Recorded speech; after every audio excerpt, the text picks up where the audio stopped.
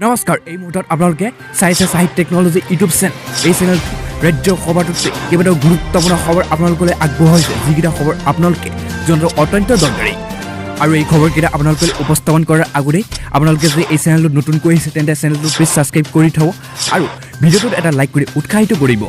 প্ৰথমটো এই মুহূৰ্তত অতি গুৰুত্বপূৰ্ণ বহুতেই ভয়ানক খবৰ এটা মুকলি হৈ আহিছে কিয়নো ৰাজ্যত কোভিড পৰিস্থিতি লৈ এক বৃহৎ খবৰ আৰু আজি কোভিড পৰিস্থিতি আৰু মৃত্যুৰ হাৰ ইতিমধ্যে পোহৰলৈ আহিছে আৰু লগতে কৈছে যে ৰাজ্যত কোভিড পৰিস্থিতি কমাত উন্নতি ঘটিছে যদিও ৰাজ্যত মৃত্যুৰ হাৰ কমা নাই আৰু আজি ৰাজ্যত কোভিড পজিটিভ হাৰ হৈছে পুনৰ ৫০০ লোক কম হোৱা দেখা গৈছে কিন্তু একেদৰে মৃত্যুৰ সংখ্যাও কালিৰ তুলনাত আজি অলপ কম হৈছে আজিৰ দিনটোত কোভিডে প্ৰাণ কাঢ়িছে মাত্ৰ ২৪ ঘণ্টাত ৫৫গৰাকী লোকৰ প্ৰাণ কাঢ়িছে আজিৰ দিনটোত আৰু বিগত ২৪ ঘণ্টাত ৰাজ্যত মাৰাত্মক ভাইৰাছবিধে ইতিমধ্যে আক্ৰান্ত হৈছে ৩২৪৫ লোক আজি মাত্ৰ ৭১৫৯৮টা কোভিড পৰীক্ষা সম্পূৰ্ণ কৰা হৈছে যিহেতু আজি দেওবাৰ তাৰ বাবে আজি বহুতো কম পৰীক্ষা আজি সম্পূৰ্ণ হৈছিল তাৰ বাবে আজি কোভিড পজিটিভ হাৰ ইতিমধ্যে হ্ৰাস পাইছে আৰু এই কথা উল্লেখ কৰিছে অসমৰ স্বাস্থ্যমন্ত্ৰী নতুন স্বাস্থ্যমন্ত্ৰী ইতিমধ্যে কেশৱ মহন্তই হোৱাৰ পাছতো এই মুহূৰ্তত আন এটাই বহুতেই ডাঙৰ ভয়ানক খবৰ এটা মুকলি হৈ আহিছে অসমবাসীয়ে যোৱাৰ বাবে কিয়নো প্ৰকৃতিয়ে কালৰূপ ধাৰণ কৰিছে আৰু সকলোৰে মনত এতিয়া প্ৰশ্ন উঠিছে যে পৃথিৱীখন ধ্বংস হ'ব নেকি সঁচাকৈ কিয়নো এটা আপুনি শুনিলে ভয় খাবলগীয়া এটা ঘটনা সংঘটিত হৈছে এইখন অসমত আৰু কেইবাখনো জিলাৰ ঠাইত ইতিমধ্যে এই ঘটনা সংঘটিত হৈছে কিয়নো কি হৈছে হঠাৎ শুকাই গৈছে সকলো ভৰ্তি কুঁৱা আৰু দমকলৰ পানী ৪খন গাঁৱত হাহাকাৰ পৰিস্থিতিৰ সৃষ্টি হৈছে কিয়নো এতিয়া সম্পূৰ্ণভাৱে শুকাই গৈছে দমকল আৰু কুঁৱাৰ সকলো পানী ইতিমধ্যে অসমৰ ৪খন জিলাত এই ঘটনা সংঘটিত হয় আৰু ইয়াত কৈছে আচৰিত হঠাৎ শুকালে কুঁৱা আৰু দমকলৰ পানী আৰু ইতিমধ্যে আমাৰ হাতত খবৰ আহি পৰা অনুসৰি হঠাৎ শুকাই গৈছে এফালৰ পৰা দমকল পানী আৰু কুঁৱা ভৰ্তি কুঁৱা ইতিমধ্যে শুকাই গৈছে এফালৰ পৰা আৰু এই বাৰিষাৰ দিনতেই লগতে শুকাই গৈছে নাদ আৰু সকলো দমকলসমূহ ৪খন জিলাৰ অসমৰ কিয়নো সকলোৰে মনত প্ৰশ্ন হৈ হৈছে যে বাৰিষা দিনত হঠাৎ শুকাইছে কুঁৱা আৰু নাদসমূহ দমকল সকলো ইয়াৰ লক্ষণ কিহৰ তাকে লৈ এতিয়া চিন্তা চৰ্চা কৰিছে সকলো আৰু ইতিমধ্যে আমাৰ হাতত খবৰ আহি পৰা অনুসৰি নদীৰ জলস্তৰ ইতিমধ্যে হঠাৎ শুকাই গৈ দেখিবলৈ পোৱা গৈছে আৰু অসমৰে কোকৰাঝাৰ ভাৰত ভূটান সীমান্তৰ এই ৰহস্যজনক ঘটনা সংঘটিত হৈছে আৰু প্ৰথমবাৰৰ বাবে সংঘটিত হৈছে এই ভয়ানক ঘটনা আৰু যিহেতু এতিয়া এফালৰ পৰা সকলো পানী শুকাই গৈছে এইখন অসমত আৰু তাৰ প্ৰতি লক্ষ্য ৰাখি এতিয়া জনসাধাৰণৰ হাহাকাৰ পৰিৱেশৰ সৃষ্টি হৈছে আৰু ইয়াত কৈছে যে জাৰাবাৰীৰ পুৰণি ঔগুৰি খালাচী নেপালী বস্তি লগতে খালাচী আদিবাসী গাঁৱত সংঘটিত হৈছে এই ৰহস্যজনক ঘটনা আৰু এই ভয়ানক ঘটনাক লৈ এতিয়া স্থানীয় বিধায়কসহ সকলো ইতিমধ্যে উপস্থিত হৈছে এইসমূহ গাঁওসমূহত হোৱাৰ পাছতো এই মুহূৰ্তত আন এটাই বহুতে ডাঙৰ ব্ৰেকিং নিউজ এটা মুকলি হৈ আহিছে কিয়নো কৈছে বিজেপি চৰকাৰৰ মিছন আছে কিন্তু ভিজন নাই ক'লে শিৱসাগৰ বিধায়ক অখিল গগৈ আৰু অখিল গগৈ এইবাৰ হিমন্ত বিশ্ব শৰ্মাক চেলেঞ্জ কিয়নো কৰোণাৰ বৃহৎ নদী বান্ধ নিবনুৱা সংস্থাপন আৰু সৰ্বশ্ৰেষ্ঠ অসম গঢ়া আৰু এই 4 বিধেয়কক লৈ অচিৰে অনুষ্ঠিত হয় অসম বিধানসভাৰ বিশেষ অধিৱেশন আৰু এই দাবী শিৱসাগৰৰ নৱনিৰ্বাচিত বিধায়ক অখিল গগৈ কিয়নো আইনী মেৰ পাছৰ বাবে ৰাজ্যপালৰ ভাষণৰ ওপৰত বিতৰ্কিত ভাষণ বিধানসভা অংশ ল'ব নোৱাৰিলে শিৱসাগৰ বিধায়ক অখিল গগৈ আৰু তাৰপিছতে সেই কাৰাগাৰৰ পৰা অখিল গগৈ পত্ৰ সংবাদ মাধ্যমলৈ ৰাজ্যপালৰ ভাষণক সমালোচনা কৰি গগৈ দাবী কৰিছে যে বিজেপিৰ মিছন আছে কিন্তু ভিজন নাই বানমুক্ত অসম গঢ়াৰ সংকল্প লোৱা বিজেপিৰ বহল আলোচনাৰ ইতিমধ্যে প্ৰয়োজন ইপিনে ৰাজ্যত কোভিড সংক্ৰমণৰ ৰোধত ৰাজ্য চৰকাৰ সম্পূৰ্ণ ব্যৰ্থ বুলি দাবী কৰিছে শিৱসাগৰ বিধায়কগৰাকীৰ কিয়নো কৰোণা কালৰ ভাইৰাছৰ প্ৰতিৰোধৰ ক্ষেত্ৰত অসম চৰকাৰৰ ভূমিকা শূন্য বুলি উল্লেখ কৰি অখিল গগৈ কৈছে যে ৰাজ্যত নাই ভেকচিন পৰ্যাপ্ত আন্তঃগাঁথনি আজি পোৱাৰ পাছতো এই মুহূৰ্তত অতি গুৰুত্বপূৰ্ণ এটা বহুতে ডাঙৰ ব্ৰেকিং নিউজ এটা মুকলি হৈ আহিছে কিয়নো কৈছে কেৱল যান বাহনে নহয় এইবাৰ যুগ্ম ব্যৱস্থা কৰিব আৰু খুলিব পাৰিব লাগিব দোকান পোহাৰ এইখন ইতিমধ্যে ৰাজ্য চৰকাৰে জাৰি কৰিছে নতুন SOP আৰু এতিয়াৰ পৰা যিহেতু আন্তঃৰাষ্ট্ৰীয় জিলা বন্ধ কৰিছে তাৰপিছতে যান বাহনৰ যুগ্ম সংখ্যা নিৰ্ধাৰণ কৰি দিছিল কিন্তু তাৰ পাছতে এক বৃহৎ ঘোষণা কৰিছে যে এইবাৰ দোকান পোহাৰ সকলো যুগ্ম ব্যৱস্থাৰে খুলিব পাৰিব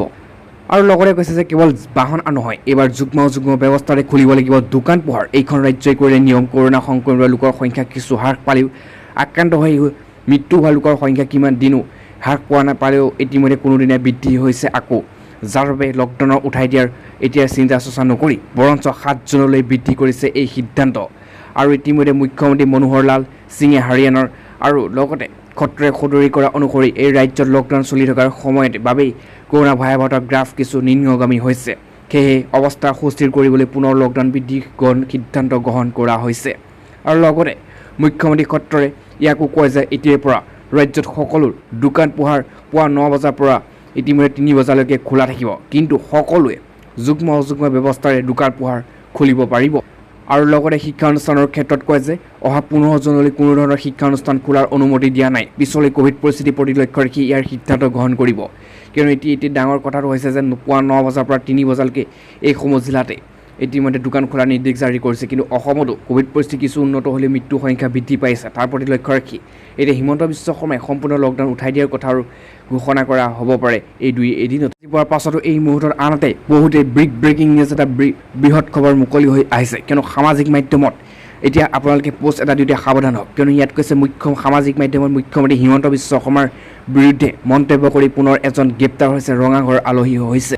কিয়নো সামাজিক মাধ্যমত মুখ্যমন্ত্ৰীৰ বিৰুদ্ধে দি পুনৰ মন্তব্য দি ইতিমধ্যে গ্ৰেপ্তাৰ হৈছে এজন যুৱক মুখ্যমন্ত্ৰী ডক্টৰ হিমন্ত বিশ্ব শৰ্মাৰ বিৰুদ্ধে ফেচবুকত পোষ্ট কৰি ৰঙাঘৰ আলহী হ'ল এইদুল ইমাদুল হুছেইন আৰু যোৱা কেইদিনমান ধৰি লখিমপুৰ আৰক্ষী থানাৰ অন্তৰ্গত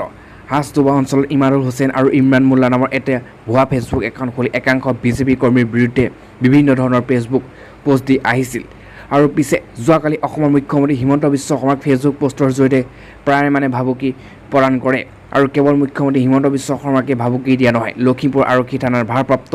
বিষয়া তিলক চন্দ্ৰ বৰা ৰায়কো বেয়া ভাষা প্ৰয়োগ কৰাৰ লগতে পোষ্ট কৰিছিল এইজন ইমদাদুল হুছেইনে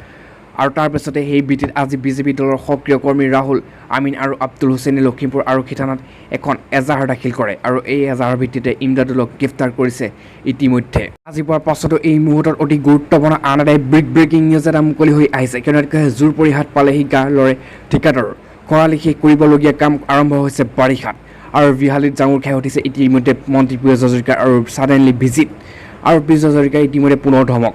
আৰু জোৰ পৰিহাত পালেহি এতিয়া গা লৰে সচল অসমত বিভাগৰ ঠিকাদাৰ কিয়নো খৰালিত শেষ কৰাবলগীয়া যি কাম থাকে সেই ঠিকাদাৰে আৰম্ভ কৰিছিল মাত্ৰ বাৰিষা কালতহে কিন্তু ঠিকাদাৰৰ এই হেমাহিৰ বাবে বিহালীৰ লালপুখুৰীত গৰাখহনীয়া পৰিদৰ্শন কৰি জাঙুৰ খাই উঠিল জলসম্পদ মন্ত্ৰী পীযুষ হাজৰিকাৰ আৰু চলিত বৰ্ষৰ ইতিমধ্যে 18 জানুৱাৰী কমাৰ্চিয়েল কনষ্ট্ৰাকশ্যন প্ৰাইভেট লিমিটেড লাভ কৰা এই আজিও হৈ নুঠিল সম্পূৰ্ণ তাৰ বাবে 1.15 কোটি টকা ব্যয় সাপেক্ষে লালপুখুৰী খহনীয়া প্ৰতিৰোধৰ বাবে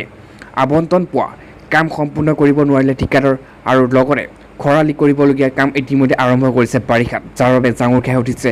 মন্ত্ৰী পীযুষ হাজৰিকা আৰু কামটোক লৈ মুঠেও অসন্তুষ্ট নহয় মন্ত্ৰীগৰাকী গতিকে যদিহে টেকনিকেল কামটো ভুল হয় তেতিয়াহ'লে বন্ধ কৰি দিয়া হ'ব এই কাম গুৱাহাটীলৈ উভতি গৈ সিদ্ধান্ত ল'ব মন্ত্ৰী পীযুষ হাজৰিকাই কিন্তু তাৰ লগতে উল্লেখযোগ্য যে মন্ত্ৰী অহা গম পাই উপস্থিত নাথাকিল কমাৰ্চিয়েল কনষ্ট্ৰাকশ্যন প্ৰাইভেট লিমিটেড স্বত্বাধিকাৰী উদয় গোস্বামী আৰু দীৰ্ঘদিন ধৰি লখিমপুৰ অঞ্চলত বুৰৈ নদীত খহনীয়া কাল ৰূপ ধাৰণ কৰিছে যদি ঠিকাদাৰ হেমাহিৰ বাবে সম্পূৰ্ণ হৈ উঠা নাই খহনীয়া প্ৰতিৰোধ কাম ঠিকাদাৰে বাৰিষা কাম কৰি বিল উলিয়াই ধন আত্মসাৎ কৰাৰ অভিশান্তি ৰচিছিল বুলিও ইতিমধ্যে সকলোৱে সন্দেহ প্ৰকাশ কৰিছে কিন্তু অতি ডাঙৰ কথাটো হৈছে যে ইফালে বাৰিষাৰ কেনেদৰে ঠিকাদাৰ কাম কৰিবলৈ পালে বুলি বিভাগীয় বিষয়াক প্ৰশ্ন কৰি ধমক দিলে মন্ত্ৰীগৰাকীয়ে ইতিমধ্যে বুৰৈ নদীৰ এই খহনীয়াৰ ফলত বহুতৰে মাটি ইতিমধ্যে নদীত জাহ গৈছে আৰু লগতে নদীত জাহ গৈছে কেইবাবিধৰো চাহ বাগিচা আৰু লালপুখুৰীৰ উপৰিও বিহালীৰ বটিয়ামাৰী আৰু গংগৌ থানা অঞ্চলৰ হোৱা গৰাখহনীয়া পৰিদৰ্শন কৰে মন্ত্ৰী পীযুষ হাজৰিকাই শেহতীয়াকৈ মন্ত্ৰীগৰাকীয়ে এই খহনীয়াগ্ৰস্ত অঞ্চলসমূহত আৰু পৰিদৰ্শন কৰাৰ লগতে স্থানীয় ৰাইজ আৰু ইতিমধ্যে মাজত আশাৰ সঞ্চাৰ প্ৰকাশ কৰিছে মন্ত্ৰী পীযুষ হাজৰিকাই আজি পোৱাৰ পাছতো এই মুহূৰ্তত আনহাতে বহুতে ডাঙৰ ভাল খবৰ এটা মুকলি হৈ আহিছে কিয়নো কৈছে যে ইয়াত কৰক দীঘলীয়া বিনিয়োগ 5 বছৰত আপুনি 4 গুণ পৰ্যন্ত বৃদ্ধি পাব বিনিয়োগৰ ধন জানিলেও সবিশেষ কিয়নো শ্বেয়াৰ বজাৰত পোনপটীয়াকৈ বিনিয়োগ কৰাটো এটা অত্যন্ত বিপদজনক কাম গতিকে আজিকালি মানুহে মিউচুৱেল ফাণ্ডৰ জৰিয়তে বজাৰ বিনিয়োগ কৰি আছে সাধাৰণতে সকলোৱে প্ৰণালীবদ্ধ বিনিয়োগ আঁচনিৰ ছিষ্টেম ইনভেষ্টমেণ্ট প্লেন SIP নামৰ শুনিছে আপুনি এই লাভজনক মিউচুৱেল ফাণ্ডৰ বাছনি কৰি প্ৰণালীবদ্ধ বিনিয়োগৰ আঁচনিৰ জৰিয়তে বিনিয়োগ কৰিব পাৰে